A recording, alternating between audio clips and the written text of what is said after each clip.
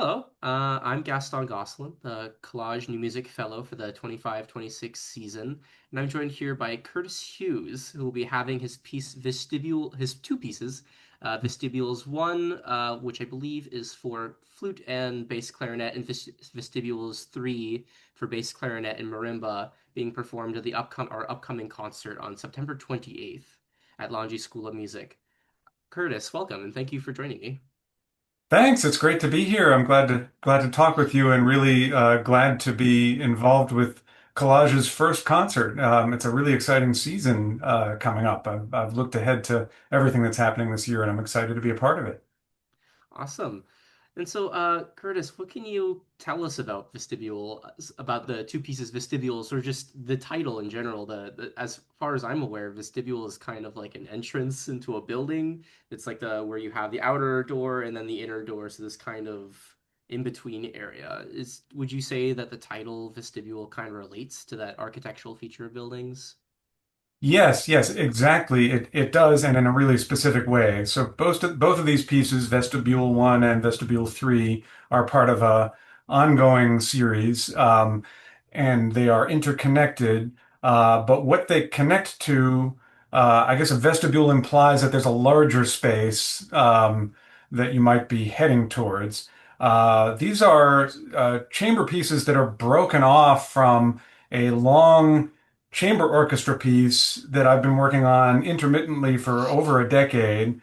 And that keeps changing shape and plan. It's almost as though the architectural drawings keep getting scrapped and then redrawn.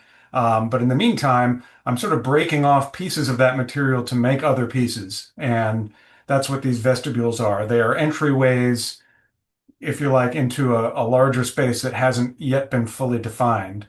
Um, and That's at least that's how I'm thinking about them. So these are interrelated pieces, but exactly how they interrelate, I hope, is somewhat flexible and also in the mind of the listener a little bit. There's some room left for interpretation.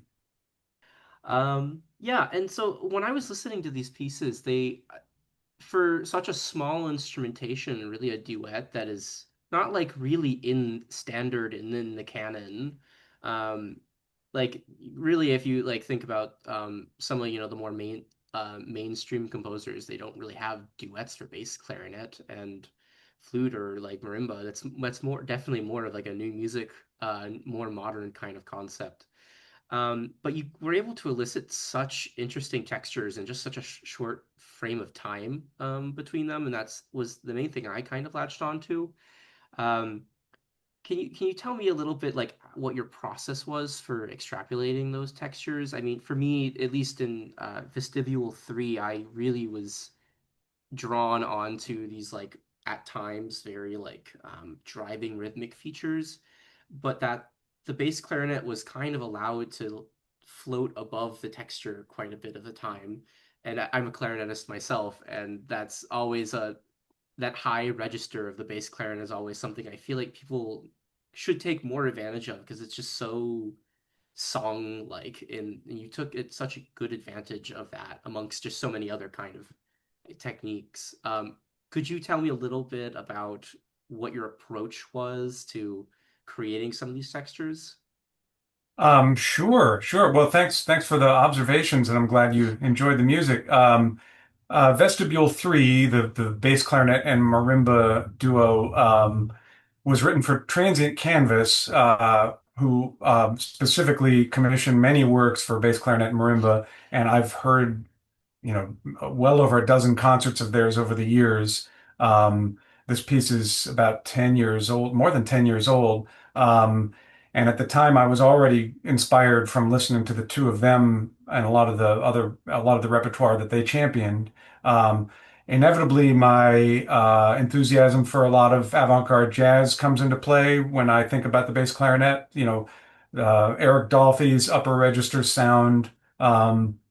Is something that is always in my head when I think about the bass clarinet. Um, in both of these pieces, I'm really interested in the tension between music that is rhythmically really clear, like very defined in terms of pulse, and music that is much more sort of floaty and almost gives the impression that the instruments are completely independent of one another rhythmically, so that it's something of a surprise when they suddenly converge and are perfectly in time. That's a thing that has always fascinated me. So I guess in coming up with textures, um, all I can say is that it's a nonlinear process for me. I don't compose left to right.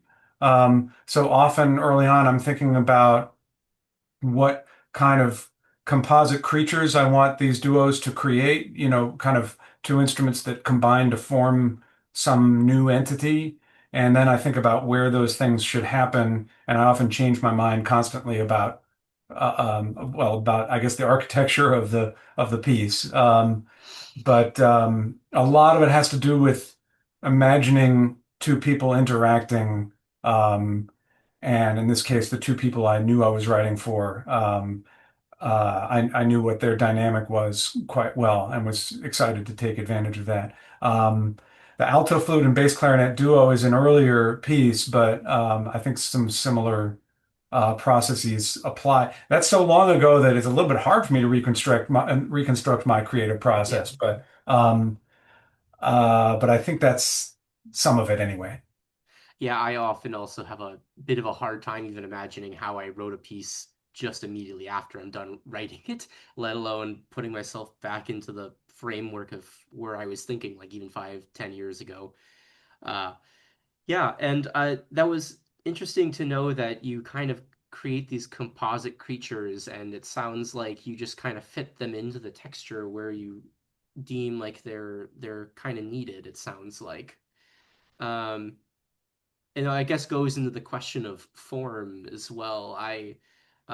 I'm also kind of a fan of just coming up with an idea that I want to happen at some point in a piece. Whether it's like a cool sound or a gesture or just some kind of motif. And it's like I know I want it to happen somewhere, but I don't really know. I don't have like this linear sense that you were also just talking about of this left to right composition style. I often find myself writing, if you were to consider something like A, B, C, B, A kind of form or something like that.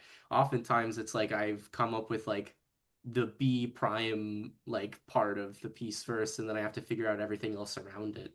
Um, and kind of like in a mosaic-y style. And I was wondering what you think of form in that sense with, creating these composite creatures. Is it really fluid? Is it very much like you have a set form that you want and you figure out how to go from there? Well, momentum is very important to me. Often feel like the music I write is in constant transition. One kind of music is in the midst of becoming another kind of music all the time. Um, but what always interests me the most in form, both in what I'm trying to do and what I encounter in other music, is I like when ideas recur but don't feel like they're the same ideas, even if they're fairly literal in their recurrence. Um, so I try to create situations where you approach material you've already heard, but you're approaching it from a new angle so you feel differently about it. And that applies to the relationship between these two pieces. Actually, there's one passage that's kind of verbatim lifted from one piece and transplanted into the other, but very few people have noticed that. I think it feels very different because of the context. Um, and that interests me in the same way that, I'll go back to architecture, entering a building from a different entrance. It's the same building, but you kind of rethink your entire you have different points of reference, so you rethink your mental map of the building on return visit. Very cool. And finally, what are you hoping that people take away from your pieces at this concert? Well, I try not to micromanage people who are listening to my music. I'm really interested in seeing how the audience responds and maybe getting some feedback. I've been to so many collage concerts over a period of decades, and I'm really excited about this new era of collage, especially and the audience that collage draws. And I'm excited about the other music on the program. Nomi Epstein has a commission on this piece. I'm So I'm very curious to hear how all the works on the concert interact. I think my music is at the beginning of the concert and at the beginning of the second half. And so I'm kind of thrilled by that interweaving. And I can guess at what the effect of that may be, but I'm just excited to experience it. Great. Well, I'm also excited to experience as well. Curtis, thank you so much for joining me today, and to everyone else. I hope to see you all at the upcoming Collage New Music concert on September 28th at Longy School of Music. Hope to see you all there. Thank you.